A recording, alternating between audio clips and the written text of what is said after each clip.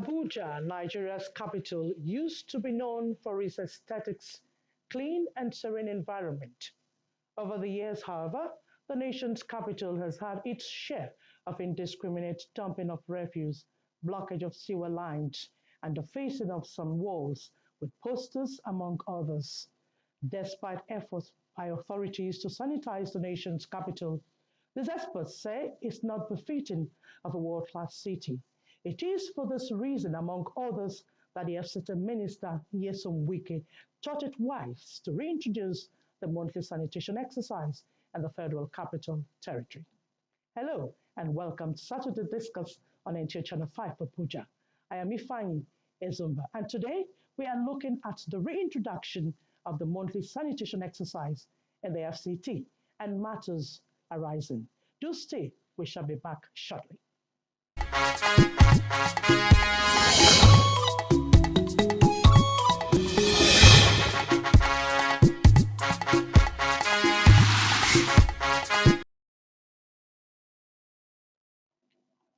President Bola Tinubu will participate at the G20 summit holding in New Delhi, India, on 9th and 10th of September. Though Nigeria not a member of the group, President Tinubu was invited as one of the special guests of the event. While at the summit, the president will engage world and business leaders.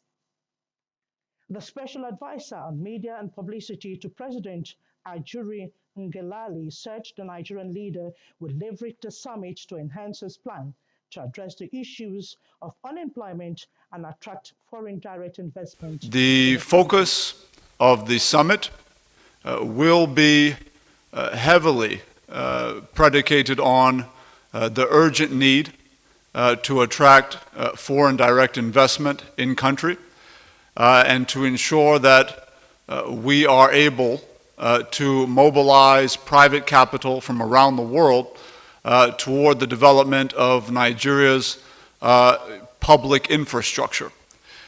In addition to that, we are focused on engagements that will be dealing with critical sectors of the national economy, involving steel development, involving electricity generation, transmission, and distribution, involving shipyard building capacity, and involving several other industries which we know to be labor intensive to ensure that we can create as many jobs for our teeming youth population as possible. President Bola Tinubu has directed the recall of all career and non-career ambassadors from their duty posts worldwide. The president's directive is sequel to his careful study of the present state of affairs at Nigeria consulate offices and embassies worldwide. And in line with the president's renewed hope agenda, the president is determined to ensure that world-class efficiency and quality will henceforth characterize foreign and domestic service delivery to citizens, residents, and prospective visitors alike. To this end, the president further directs that Nigerians United Nations permanent representatives in the New York and Geneva Nations General Assembly holding later this month. By the directive of the president, the recall of the affected officers take immediate effect. Chief Ajuri Ngelale, Special Advisor to the President and Media. Inclusivity in governance has been identified as a veritable way to address the yearnings and developmental demand of the people of the FCT. This is the leadership model that the member representing Amak Buhari Federal Constituency, Chinedu Joshua Obika, is adopting to bring effective development to the people. This intervention was revealed at the first Amak Buhari Indigenous Youth Summit in Abuja. Abdullahi Ajar reports on the interactive session. We'll discuss that later. In this hall are youth representatives from the 5 ethnic indigenous people of Amak and Buhari area councils of the FCT, interacting with the member representing Amak Buhari Federal Constituency for a vision-driven leadership devoid of parochial sentiments that most often becloud human and material development. The convener of the first Indigenous Youth Summit says, this is to lay a foundation pathway to work for the people as a leader who wants to listen to the demands of his people. I deemed it fit that the first thing that I have to do is to interact with them, to put a platform where they can listen to me. This time is not politics. To tell them the needs, why we should work together, and to tell them the areas that I think that I will be able to do something that will better their lives. Speakers who took turns to discuss critical issues around youth development and opportunities re-emphasized total emancipation and well-being of the youth through the provision of quality education and employment opportunities. We must put in place means to educate the children. Our youth need education. The only factor we need to, live side by side with Auto Nigeria is to be educated. If we lack education and we don't have skills, sincerely we are finished. The idea that it has this summit, do not just see it as a small idea. Like tomorrow you may see other people in different states copying what he's doing. We talked about employment for the youth, empowerment also, and being inclusive, as in like including us in political appointments. The legislator said a constituency office has already been opened in order to interface effectively with his constituent, with more projects in sight. Abdullah Hajia, NTA News. Management of AMAC Broadcasting Service are seeking collaboration with the Nigerian Television Authority and the areas of professional and technical development of the broadcast media with a view to enhancing work practice and organizational efficiency. Charity Zaka reports that this was during a visit by the group to NTA Channel 5, Abuja. The interaction between management of AMAC Broadcasting Service and the NTA is mainly on the imperatives of expanding knowledge, especially media professionalism, modern broadcasting trends, production and program creation, tapping from the wealth of experience of the NTA. The AMAC Broadcasting Service desires, as a matter of fact, train our personnel in the area of training. Our personnel can come here either on internship, whichever way we may eventually decide, to run the training. Manager NTA Channel 5 Abuja, Polate, says both organizations can synergize towards achieving similar goals while assuring that the NTA will lend its hands of fellowship to mentor, train and impact sister broadcast organizations towards fulfilling the mandate of service to the public and for national development. Charity Zaka, NTA News. Following the declaration by the FCT Minister Nyesom Wike on reintroduction of monthly sanitation in the Federal Capital Territory, residents are optimistic. Sarah Akeme reports. Residents of the FCT say the poor sanitary condition of the city is appalling and needs a great awakening to restore the environment. They are of the opinion that relevant authorities should enforce sanitation laws to achieve the goal of a clean environment. This FCT have a master plan, how everything is supposed to be. Look at Abuja, everywhere is dirty. It's only few places that allied people that's living that is maintained. All that places is very dirty and and it's not supposed to be. The environmental people, they've not been up and doing. Most of the time, you find out they see the fish dumped, in a place, in the point that actually we're supposed to come and pick it up. They won't come over to pick it. It will stay there for over months before they will come over. So if they will bring the idea, introduce the idea of sanitation, I think that would be a good idea. If other foreigners come to Nigeria, Abuja is actually a host. So Abuja has to be kept clean first. If there's no forces, people will not do that. They will just sit at home. They'll just be doing their own whatever they like.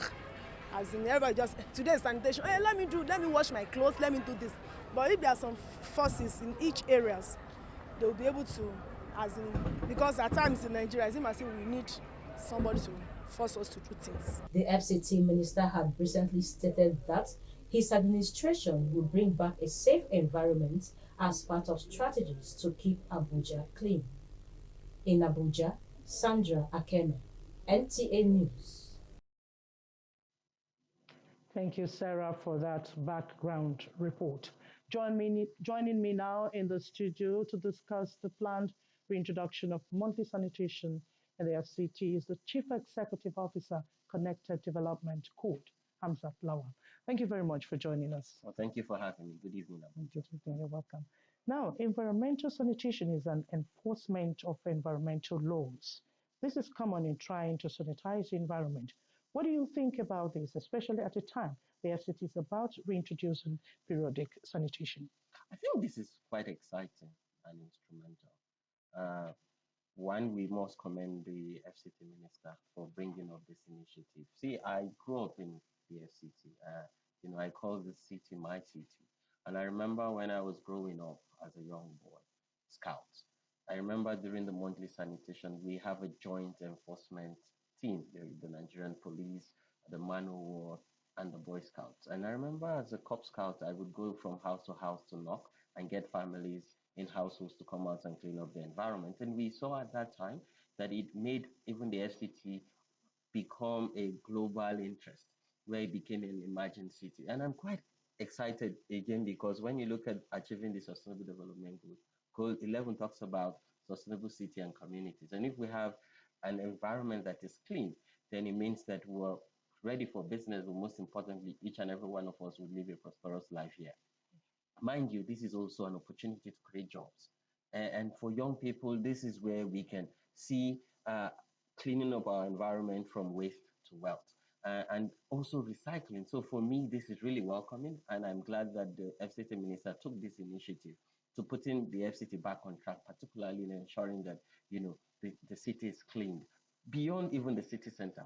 All the other area councils working, with the chairman of this area council and other key stakeholders. And I'm particular about the Nigerian Boy Scouts because, we already understand the terrain and the communities are very comfortable with us. So maybe he can reintroduce that joint effort between the police, the MANO, and the Boy Scouts, and we can put our city back to the global map. Right. All right. The environment defines who we are as an active social mobilizer. What is your take on our attitude to the environment? I think a lot of people don't even appreciate their immediate environment. See, without our environment, we're nobody. Today, our environment provides for us. Most of us, without that conducive environment, we can't even flourish.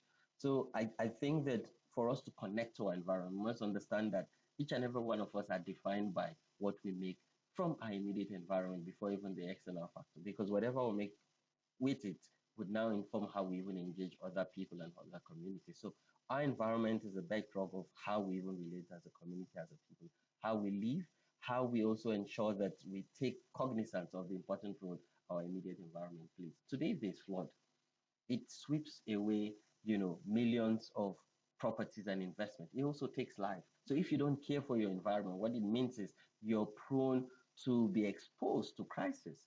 And when this happens, then there will be a lot of pressure on government to come and respond. But before government responds, what are you doing for yourself in your immediate environment where you reside? All right. Okay. Presently, how would you rate the FCT in terms of sanitation? Oh, poorly, really poor. Oh, really? When you look, even within the city center, sometimes you drive around and you see refuge dumps by the roadside. It's even much more worse when you go to the area council.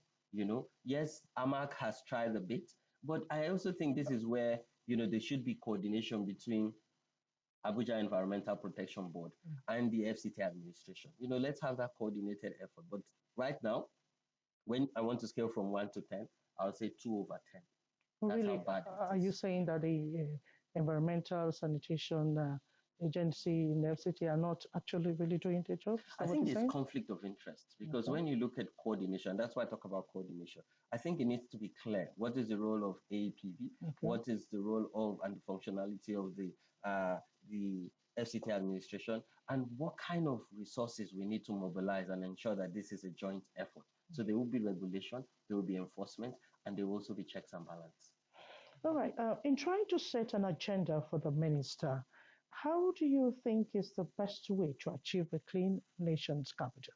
I think first, the FCT must understand that we host the nation because the first point of every foreign direct investment, any foreigner or even any investor is the FCT. And the FCT house everyone across the nation. So this is more like, beyond it being the capital, it actually holds the seat of power. Yes. So for the agenda of the minister is to call first for a stakeholders meeting and also undertake different town hall meetings across all the area council, meet with traditional religious leaders, meet with various institutions and key stakeholders, talk to the enforcers, and then agree on a joint environmental committee that undertakes this while he chairs and oversees the implementation.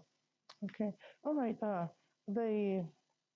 The minister is proposing 2 Saturdays in a month. Is this visible? Oh yes, it is very visible and it is timely because, before we go to 1 Saturday maybe in a month, we need to attack what we currently have because the city is dirty. And a dirty city means that each and every one of us is prone to different airborne or waterborne diseases. So yes, it is timely and we must work with the minister because the minister cannot achieve it alone. Every stakeholder must commit to working with the minister and follow him through this very important agenda. And it puts Nigeria and particularly the FCT on a unique course where we would even get other cities to come and learn from us. FCT Abuja is an emerging city and globally it's one of the fastest growing cities. So we must tackle environmental sanitation so that we continue to attract investment. Most importantly, this would ensure that the seat of power is unique in its own stance. All right, your final thoughts. Well, I want to say beyond the environment and because later this year, leaders would go to UAE to debate climate change. And I think that if we can achieve this, we can take lessons, to UAE to share what the FCT have done. But also, how would WIKE work with young people, ensure that they become, the vanguard in ensuring that whatever he wants to achieve in his administration in the FCT, young people inform, the implementation. So for me, that's one agenda I'd like to set for him. All right. Thank you very much, Mr. Hamzat, for finding out time to be our guest on Saturday Discourse. We really appreciate your coming. My pleasure. Thank you for having me. Thank you very much. You're watching NTA Channel 5 Abuja, the Unity Station News at 7. We'll take a break now. More reports when we come back.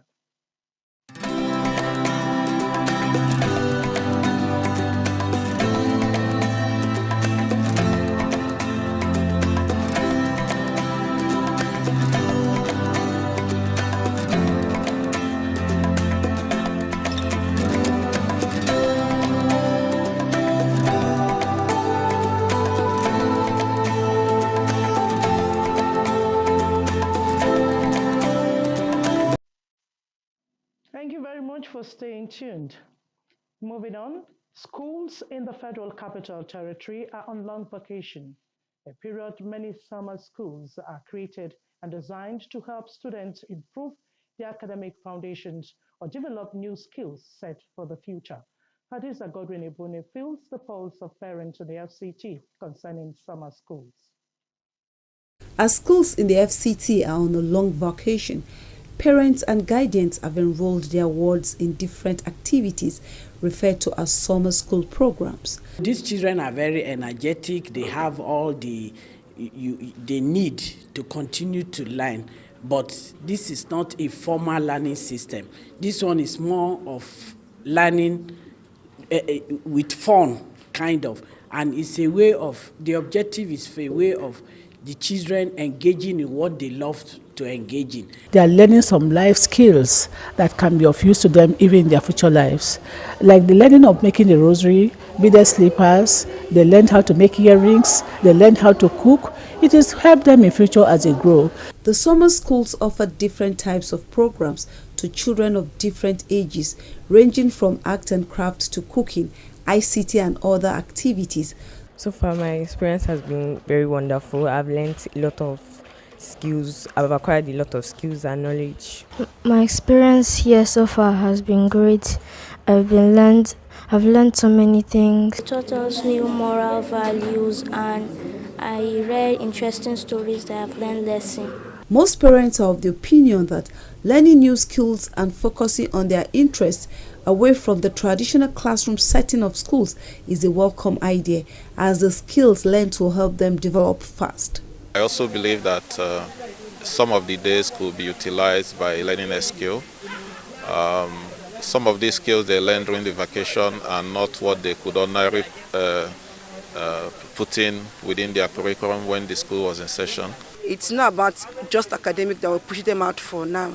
Some are for summer camp, some go for something about Bible boot camp and all of those. Parents and coordinators say the different programs offered in summer schools provide a deeper form of learning as they dedicate more time in putting into action academic learning through the use of fun activities such as role-playing, science experiments, and others.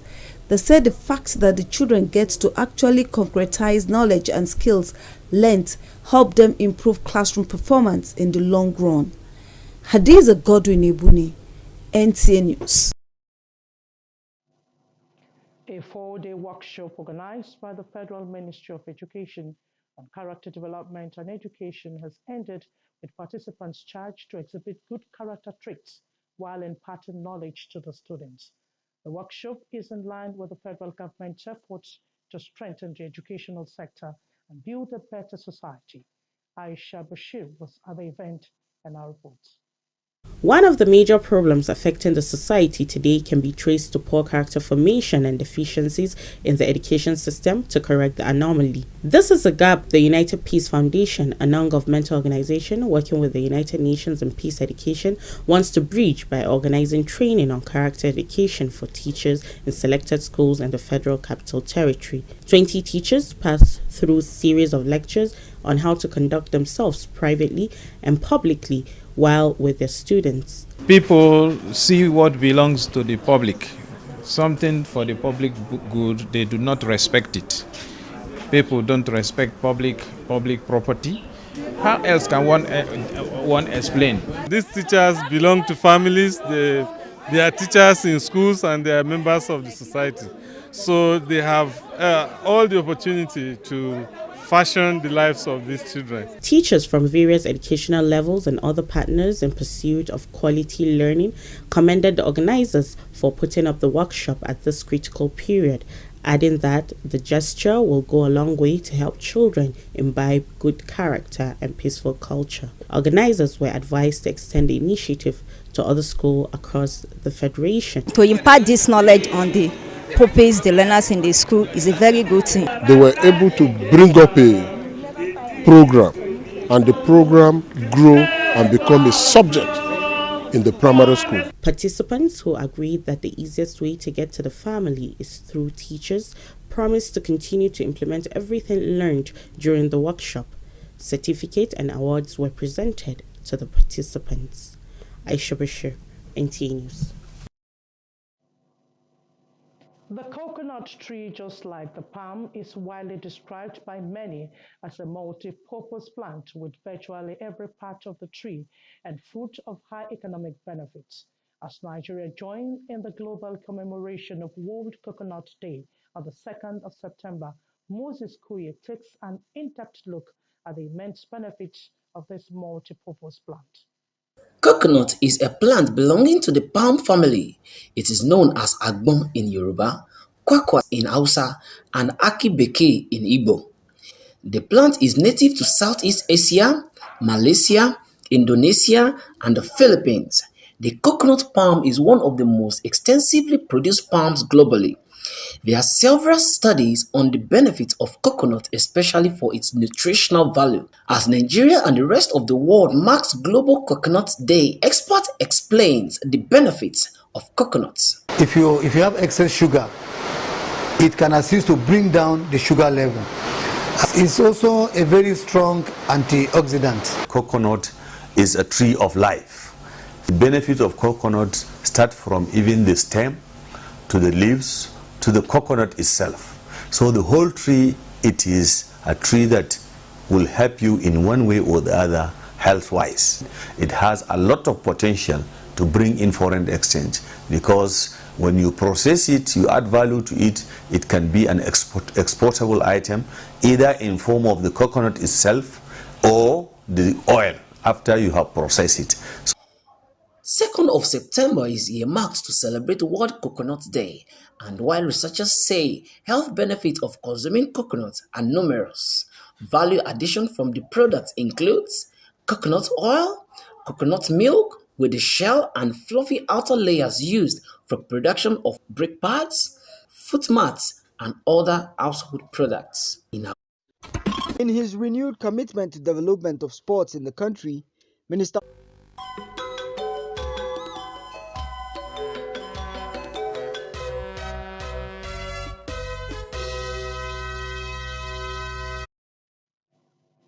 Let's now join the sports desk for Sports Brief. In his renewed commitment to development of sports in the country, Minister of Sports Development Senator John Eno has held an interactive session with relevant stakeholders in the sports industry with a view to repositioning the sector in line with global realities.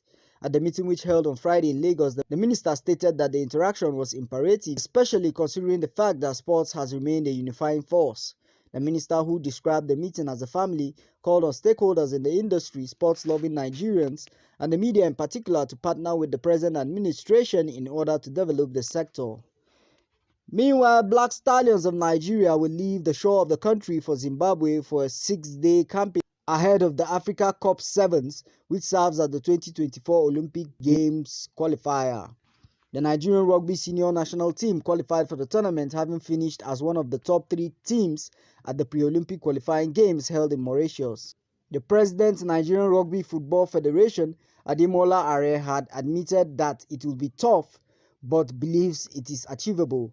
The Black Stallions will leave Nigeria for Zimbabwe for the Olympic qualifier on 10 September and camp for 6 days before commencement of the tourney. He said the set target is to pick the Olympics ticket and also join the HBC series, which is the best rugby competition in the world. At the tournament, we will face the best teams in Africa, the hosts Zimbabwe, Zambia, South Africa, and others. With Sports Brief, Wayne Dogo, NTA News. Thanks for watching NTA Channel 5 Abuja News at 7. My name is Ifeanyi Zumba. Good night.